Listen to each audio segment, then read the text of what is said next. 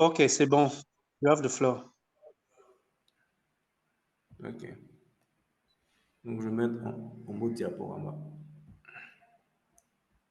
C'est bon? Oui. Ok. Donc, rebonjour à tous. J'espère que vous portez bien. Je me présente. Je suis Axel Moreyeye, de nationalité ivoirienne, sales data analyst, qui a pratiquement 4 ans d'expérience dans le domaine. En termes de parcours professionnel, comme parcours professionnel, j'ai eu une expérience dans, principalement dans le secteur de l'analyse de données spécialisée dans le domaine des ventes, auprès de grandes entreprises, à savoir Danone, et actuellement, je suis en poste au niveau de la CENICO comme responsable analyse de données. Avant un webinaire qui est pratiquement 2 heures de temps sur la présentation de l'outil Power BI. C'est un outil de visualisation qui a pour principale fonction l'analyse des données. Donc, c'est cet outil que je vais vous faire la présentation au cours de ces 2 heures de webinaire. Donc, sans plus tarder, nous allons rentrer dans le vif du sujet. Donc, tout d'abord, je vais vous faire une introduction sur l'analyse de données. Nous allons faire une petite découverte de l'analyse de données. Qu'est-ce que l'analyse de données? Parce que pour pouvoir utiliser Power BI, il faut comprendre d'abord c'est quoi l'analyse de données au fait. Donc, qu'est-ce que l'analyse de données? Donc, ce qu'il faut retenir, l'analyse de données, c'était un process en 4 étapes, à savoir un process en 4 étapes qui a pour objectif d'analyser des données pour pouvoir aider à la prise de décision. Donc, ces 4 étapes se résument à des données, la transformation et la modélisation de ces données. Donc, une fois que ces 4 étapes, une fois qu'on finit le processus, à savoir ces 4 différentes étapes, on passe à l'analyse de ces différentes données utilisées pour pouvoir prendre des décisions, pour pouvoir comprendre ce qui se passe. Au niveau des enjeux, quels sont les enjeux de l'analyse de données? Donc, les enjeux de l'analyse de données en 2024, il y a plusieurs enjeux. Il y a plusieurs enjeux au niveau de l'analyse de données sur l'année 2024. Donc, l'un des premiers enjeux est l'exploitation du big data et la gestion de la volumétrie. Donc, comme vous le savez, nous sommes à un stade où on exploite énormément de données, énormément de données, que ce soit des données professionnelles, des données de la vie quotidienne, ainsi de suite, dans plusieurs secteurs. Donc, aujourd'hui, l'enjeu est de pouvoir savoir comment exploiter cette masse de données et comment pouvoir la gérer. Donc aujourd'hui, les entreprises collectent une multitude de données, à savoir des données sur les clients, des données financières, des données de la production, qui vont utiliser ces données-là pour pouvoir prendre des décisions à travers des analyses. Et pour pouvoir analyser ces données-là, ils vont utiliser certains outils. Donc ensuite, au niveau de la scalabilité des infrastructures, quand on parle de scalabilité des infrastructures, il s'agit en quelque sorte de l'environnement technologique que les entreprises utilisent pour pouvoir exploiter les données, pour pouvoir faire des analyses de données. Il faudrait que ces outils qu'ils utilisent puissent être vraiment en fonction de l'évolution de l'environnement. Donc, les principales,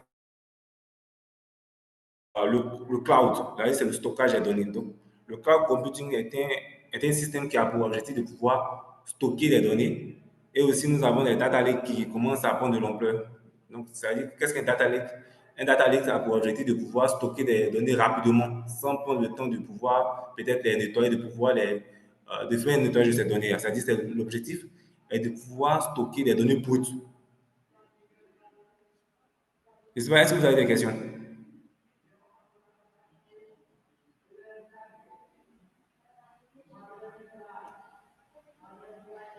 Ok, je continue. Ensuite, comme autre enjeu, nous avons l'intelligence artificielle et le machine learning.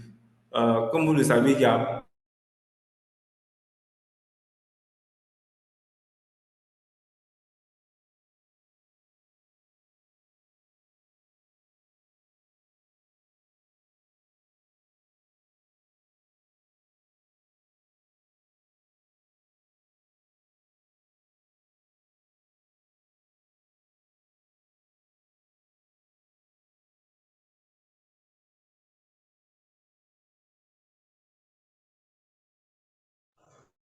Axel?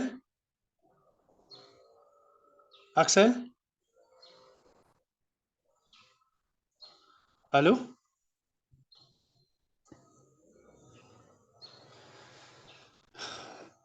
Allô? Bonjour à tous. Bonjour. Je ne sais pas si c'est à moi sur mon niveau, mais je n'entends plus Moi aussi, le Oui, hein. oui, présentateur. nous ne l'entendons plus. Son micro est fermé. Je pense. Ah oui, ça c'est une urgence. C'est un pas. Non. Allô? Allô, Axel? Oui, Allô, Axel. oui. Oui, ton micro a été fermé pendant longtemps. Ah bon, ok. Attendez, ça m'étonne quand même. Quand tu parlais de l'IA et du machine learning. Ok, d'accord. Donc, je repartage mon écran pour continuer sur cette partie. OK.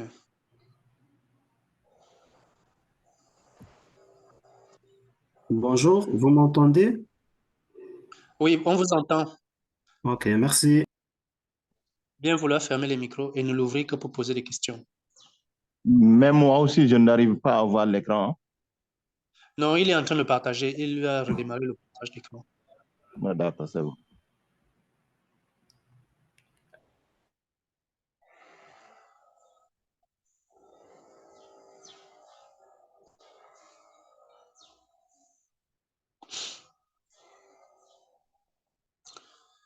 Axel, nous ne voyons toujours pas ton écran. Il n'est pas encore partagé. Ok, attendez. C'est bon, est-ce que vous voyez mon écran? Il est en train de... OK, d'accord, c'est bon maintenant. C'est bon? Oui, c'est bon. Oui, c'est bon.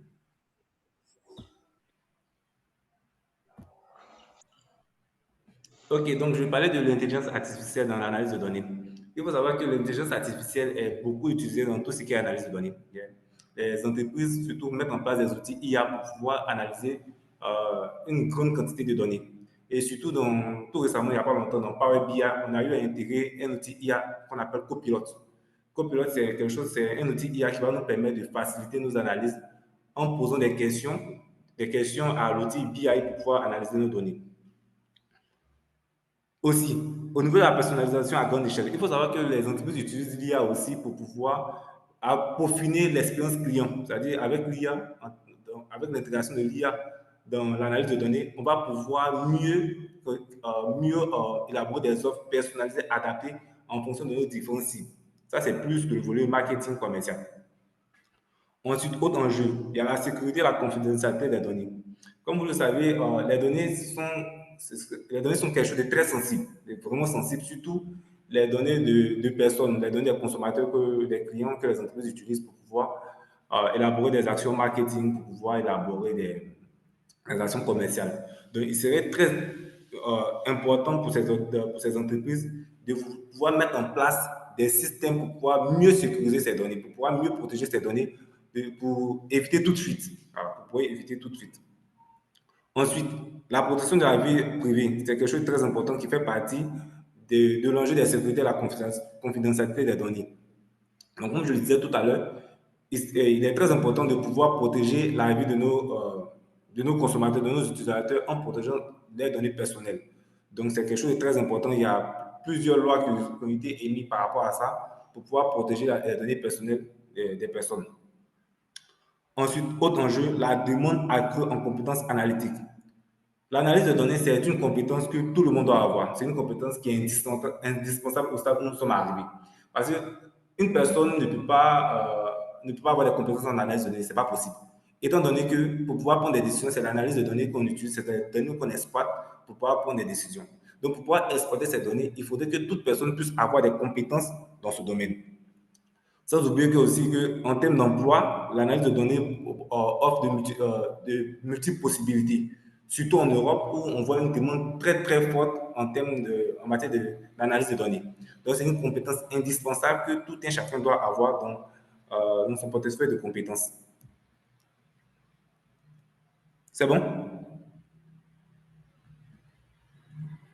Oui, oui, c'est bon. Ok.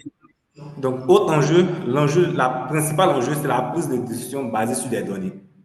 Donc, le but ultime de l'analyse des données est de pouvoir prendre des décisions stratégiques.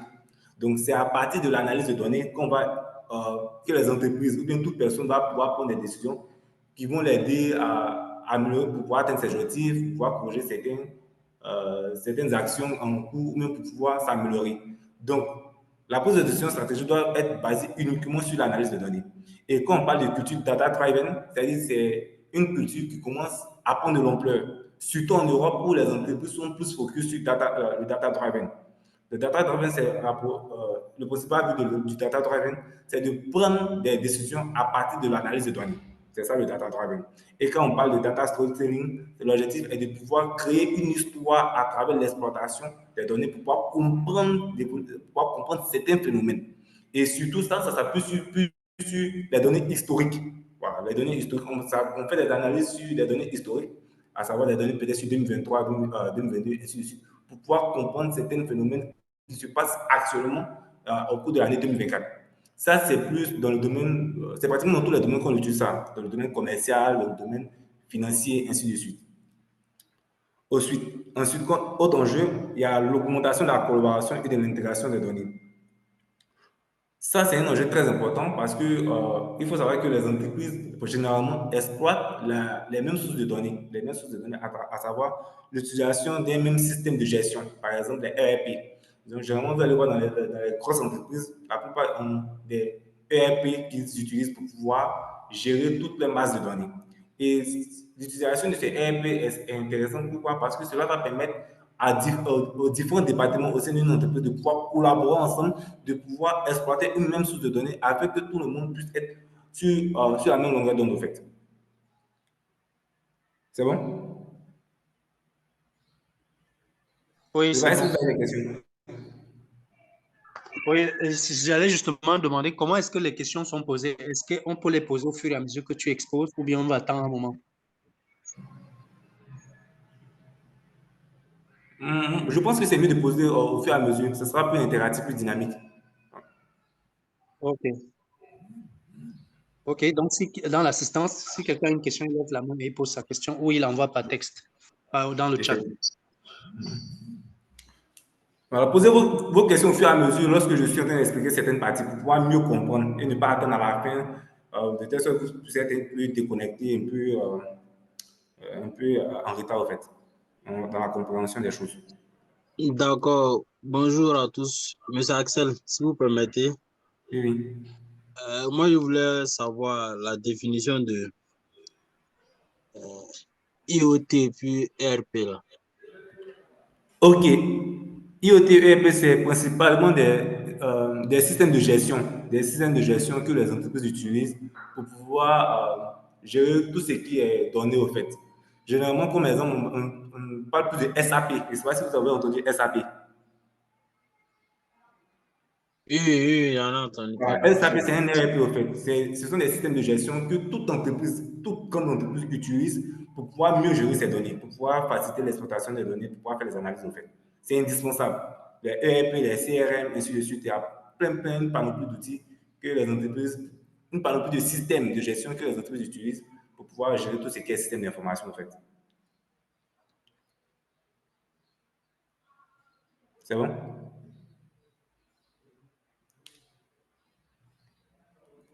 Est-ce qu'il y a d'autres questions?